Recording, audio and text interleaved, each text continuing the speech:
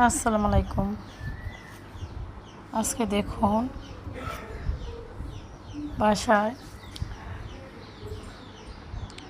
ময়লা মাছ আনা হয়েছে। তো মাছগুলো ভালো করে ধুয়ে নিলাম, পরিষ্কার করে নিলাম। তখন ময়লা মাছ কীভাবে রান্না করি আপনাদের সাথে শেয়ার করলাম। আমি এইভাবে রান্না করি, আপনারা কে কীভাবে রান্না করেন আমি এভাবে রান্না করি। প্রথমে ময়লা মাছগুলো দিছি, তারপরে পেঁয়াজ, টমেটো, কাঁচামরিচ দিছি। দেখুন, তখন সাথে আপনার পেঁয়াজ বাটা, রসুন বাটা সামান্য দিলাম, তারপর একটু আদা বাটা, মশলা বাটা শেষ।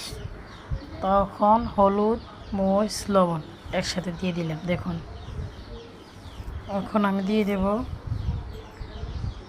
তেল, কাঁচা তেল। তো ময়লা মাছটা এইভাবে রান্না করতে খাইতে ভালো লাগে, তা আমি এভাবে মাখাইয়া হাতে রান্না করি।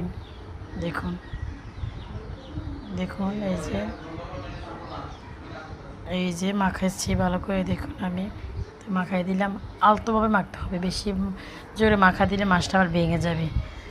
আমার কিন্তু একটা মাছও ভাঙেনি, সবটি মাছ আপনার রাস্তা।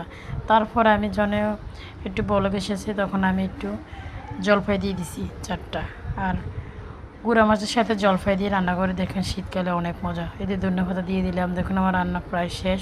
তো কেমন হলো আমার রান্নাটা আমার কমেন্টে জানাবেন। আল্লাহ হাফেজ। আজকে এই পর্যন্ত, সামনে নতুন ভিডিও নিয়ে আসবো।